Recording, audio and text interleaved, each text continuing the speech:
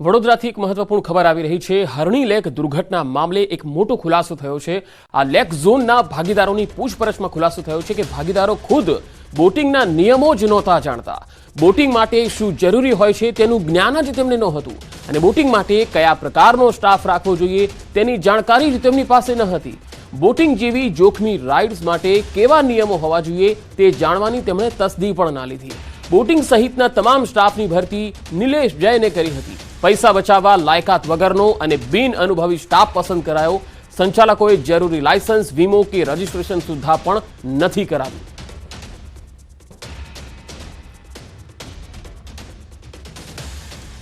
હવામાન વિભાગે આગાહી કરી છે કે આગામી 3 દિવસ બાદ તાપમાનમાં ઘટાડો થશે। 1 થી 2 ડિગ્રી તાપમાન ઘટી શકે છે। વેસ્ટર્ન ડિસ્ટર્બન્સની અસરથી વાદળછાયું વાતાવરણ અત્યારે ઘણા ભાગોમાં જોવા મળી રહ્યું છે, પરંતુ આગામી 3 દિવસ બાદ તાપમાન ઘટશે।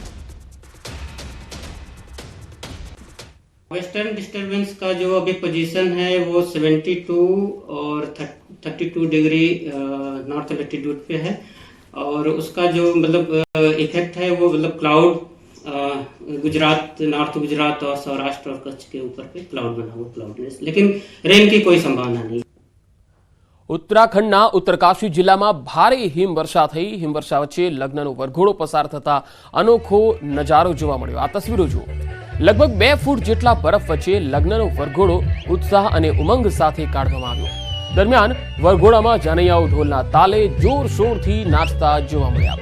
લગ્ન દરમિયાન અહીં ભારે હિમવર્ષા થઈ હતી, જેના કારણે વાહનોની અવરજવર બંધ થઈ ગઈ હતી, પરંતુ વરરાજાએ પગપાળા વરઘોડો કાઢવાનું નક્કી કર્યું। ત્યારબાદ લગ્નના તમામ મહેમાનો લગભગ 10 કિલોમીટર ચાલીને દુલ્હનના ઘરે પહોંચ્યા હતા।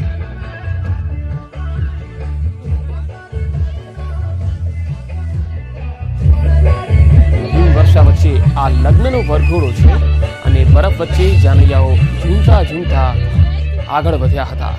ઉત્તરકાશી જિલ્લામાં ભારે હિમવર્ષા થઈ રહી છે, ત્યારે અહીંયા વરઘોડો જઈ રહ્યો હતો, પરંતુ જાનૈયાઓ આ હિમવર્ષાનો આનંદ લેતા લેતા વરઘોડામાં નાચતા ગાતા અને ઝૂમતા જોવા મળ્યા।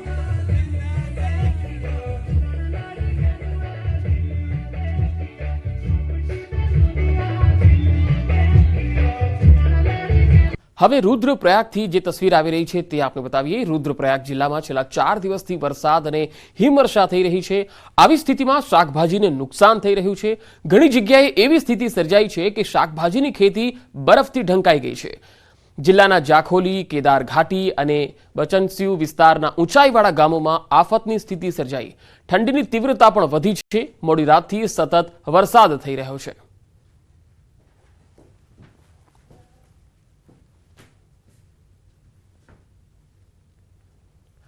તો આ તરફ દહેરાદૂનમાં પ્રવાસીઓ બરફવર્ષાનો આનંદ માણી રહ્યા છે। કેટલાક લોકો માટે આ આફત પણ સાબિત થઈ રહી છે। દહેરાદૂનના ચકરાતાથી 12 કિલોમીટર આગળ તુની મોટરવે પર ભારે હિમવર્ષાના કારણે પ્રવાસીઓ અટવાઈ ગયા। એસડીઆરએફે 25 લોકોને સુરક્ષિત રીતે બચાવ્યા। એસડીઆરએફે ભારે જહેમત બાદ બરફમાં ફસાયેલા વાહનોને બહાર કાઢ્યા હતા। દહેરાદૂનના national highway public workers additional assistant એન્જિનિયરે જણાવ્યું કે મોડી રાત્રે જંગલત ચોકી, ધરનાધાર, લોખંડી કોટી કનાસર સુધી ચક્રતા તિયુની મોટર રોડ પર ભારે હિમવર્ષાને કારણે રસ્તા પર બરફ જમા થઈ ગયો, જેના કારણે સમસ્યા થઈ। બરફ હટાવવા માટે 3 જેસીબી અને 1 સ્નો કટર તૈનાત કરવામાં આવ્યા। માર્ગ ઉપર પણ ટ્રાફિક જામ જોવા મળ્યો। તો ભારે હિમવર્ષા પછી વિશ્વ પ્રસિદ્ધ પર્યટન સ્થળ અવલીમાં સુંદરતા ખીલી ઉઠી છે। ચારે બાજુ જામ્યો છે બરફ અને પ્રવાસીઓ ઉજવણી કરવા માટે અવલી પહોંચી રહ્યા છે। 2 થી 3 હજાર ફૂટની ઊંચાઈ પર આવેલું અવલી હિમવર્ષા પછી ખૂબ જ સુંદર લાગી રહ્યું છે। અવલીની આસપાસના જંગલો બરફથી ઢંકાઈ ગયા છે। વૃક્ષો અને છોડ પર પડેલો બરફ દરેકને આકર્ષી રહ્યો છે। અવલીની સુંદરતા એટલી સરસ છે કે પ્રવાસીઓ પહેલા તેમના બુકિંગ કેન્સલ કર્યા અને હિમવર્ષા બાદ પણ અવલી પહોંચી ગયા।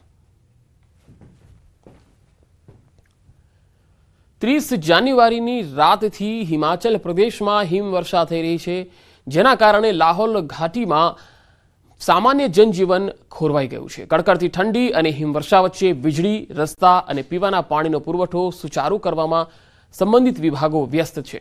સતત હિમવર્ષા અને ઠંડી વીજળી, રસ્તા અને પીવાના પાણીના પુરવઠાને સરળ બનાવવાનું કાર્ય થોડું અડચણરૂપ પણ બની રહ્યું છે।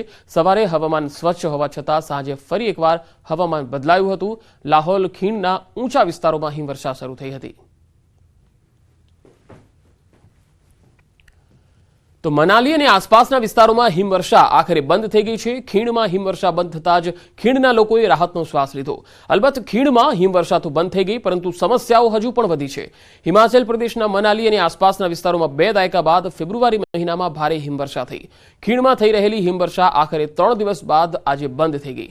ખીણમાં હિમવર્ષા બંધ થતાં જ અહીંના પ્રવાસીઓની સાથે સાથે અહીંના પ્રવાસીઓએ રાહતનો શ્વાસ લીધો। તો પૂંછ જિલ્લાની વાત કરીએ તો અહીં પણ હિમવર્ષા બાદ મંડી તાલુકામાં લોકો બરફની મજા માણી રહ્યા છે। પૂંછ જિલ્લામાં ગઈકાલે આખો દિવસ હિમવર્ષા થઈ અને આજે અંધારપટની સ્થિતિ પણ સર્જાઈ। જો કે આજે કોઈ ધુમાડો ન હતો, પરંતુ તે પછી મોટી સંખ્યામાં લોકો પૂંછ જિલ્લાના મંડી તાલુકા તરફ વળ્યા। મોટી સંખ્યામાં લોકો પિકનિક, ભોજન રાંધતા અને બરફમાં મોજ મસ્તી કરતા દેખાયા। બરફમાં મજા કરતા નાના બાળકો પણ જોવા મળી રહ્યા છે। તો જમ્મુ કાશ્મીરની ભદ્રવાહ ખીણમાં ભારે હિમવર્ષાના કારણે જનજીવન ખોરવાઈ ગયું હતું।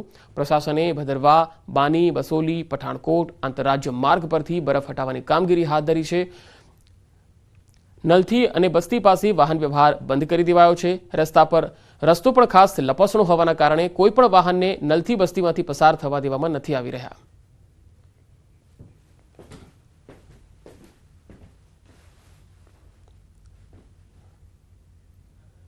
આગળ વધુ સમાચારો પર નજર કરીશું। હાલ રોકાઈશું એક બ્રેક માટે।